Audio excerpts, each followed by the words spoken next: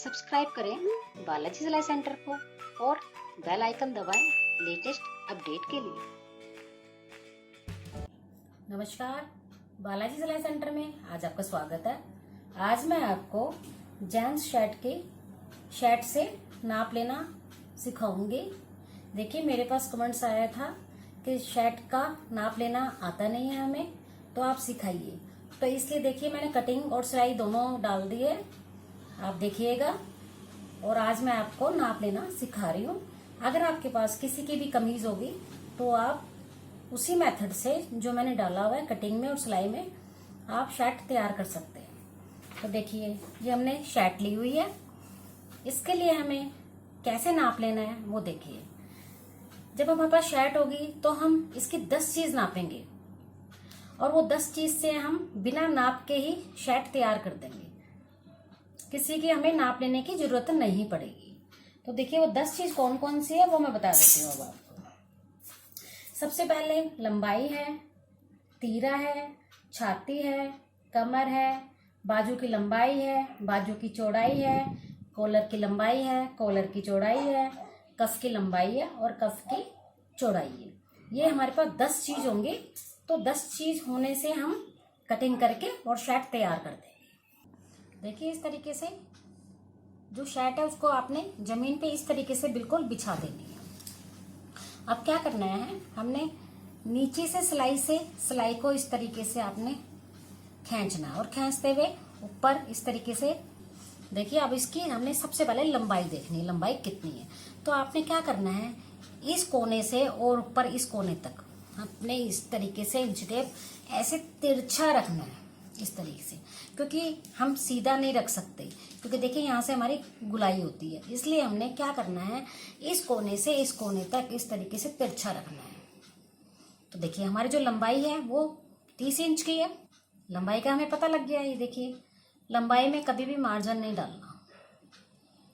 जितनी ये 30 इंच है, और अगर आपकी भी 30 इंच इस तरीके से लंबाई बैठती है तो आप 30 इंच का ही कपड़ा लें। उसके बाद लंबाई हमें मिल गई है। देखिए, अब हमें लंबाई मिल गई है। अब देखिए, छाती, ये जो हमारी बाजू है, इस बाजू को आपने इस तरीके से बिल्कुल आराम से सीधा कर देना है। सीधा करने के बाद में इस कोने से इस कोने तक हमें देखना है कितना है। तो हमने यहाँ इंच टेप रखा और ये देखिए, हमारा जो इंच टेप आ रहा है वो 11 पे आ रहा है। तो एक साइड हमारी 11 आ गई। तो छाती का चौथा लेते हैं हम, तो छाती हमारी 44 इंच बन गई। ये देखिए, अब हम क्या करेंगे, अगर किसी की कमीज की कटिंग करेंगे तो इस तरीके से देखिए, जैसे 11 आ रही है तो ये 11 हमारी फिटिंग है। मार्जिन हम बाद में जितना कपड़ा हो उस हिसाब से डाल सकते हैं।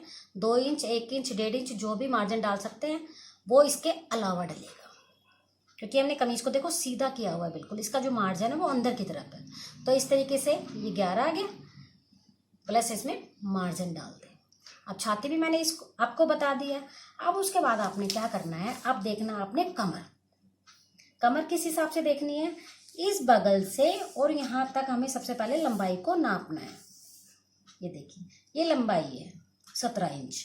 अब इसका आधा करके हम 8.5 पे ये हमारी कमर निकल जाएगी।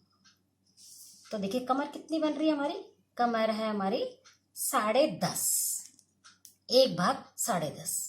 अब इसमें भी हमने मार्जिन डालना है और तैयार हमें 10.5 पे निशान लगाना है।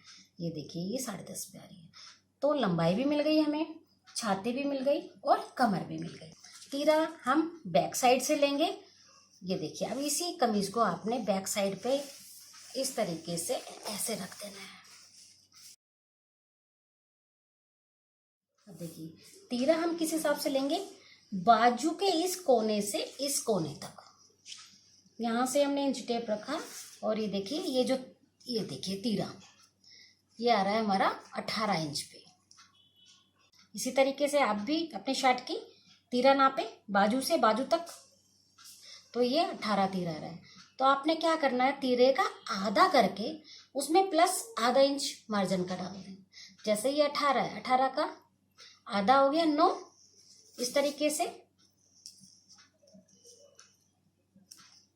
उसमें आधा इंच इस तरीके से आपने तीरा ले लेना है, 9 इंच, क्योंकि तीरा हमेशा हाफ में चलता है, छाती हमेशा चौथे हिस्से में चलती है। तो इस तरीके से आपने 9 इंच लेके आधा इंच आपने मार्जिन डाल देना है। अब मैंने आपको तीरा भी बता दिया है। देखिए अब तक मैंने आपको 4 चीज बता दी है, लंबाई, तीरा, छाती और कमर। अब हमारी रहती है बाजू की लंबाई और बाजू की चौड़ाई। तो देखिए अब हम बाजू पे आते हैं। बाजू को भी इस तरीके से हमने एकदम बराबर खींचते हुए रखनी है। कंधी के इस साइड से जहां सिलाई है और जहां पे कफ है, कफ को छोड़ने के बाद में ये देखिए ये हमारी आ रही है 21 इंच।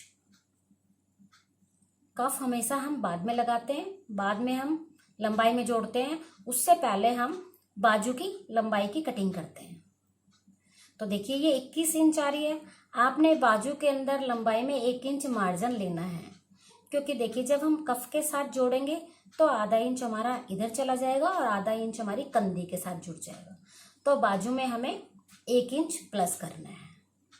उसके बाद अब देखिए बाजू की लंबाई मिल गई है हमें 21 इंच, उसमें हमने 1 इंच प्लस करके हमें ये 22 इंच लेना है। उसके बाद अब आ जाती है हमारी कफ की बारी। अब देखिए आपने क्या करना है, इस तरीके से कफ को खोल के देखना है, इस तरीके से।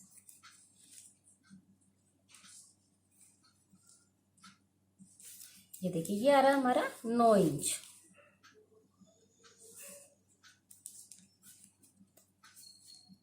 ये हमारा 9 इंच कफ की चौड़ाई आई है। कफ की चौड़ाई के अंदर जो हम फ्यूजिंग लेते हैं उसमें हम मार्जिन बिल्कुल नहीं डालते हैं, हम बिल्कुल इसके बराबर ही अंदर का फ्यूजिंग लेते हैं। और कपड़े में जब इसको प्रेस करके हम लगाते हैं तो उसमें हम मार्जिन डालते हैं। तो हमें ये देखिए चौड़ाई भी मिल गई है।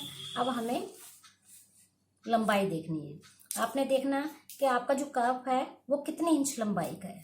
तो देखिए ये अधिकतर जो कफ होता है वो 2.5 इंच की लंबाई का ही होता है अधिकतर। ये ना बड़ा होता है ना ये छोटा होता है। ऐसे हमने 2.5 इंच की चौड़ाई ली,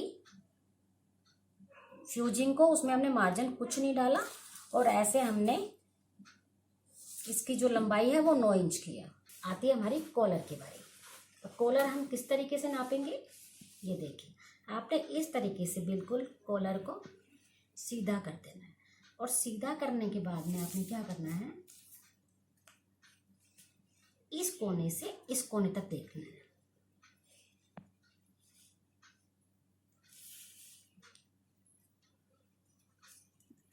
देखिए ये जो कॉलर की जो ऐसी जो लंबाई चल रही है वो है 16 इंच की। तो आपका भी जितना भी कॉलर आ रहा है उस हिसाब से आपने ले लेना है इसको।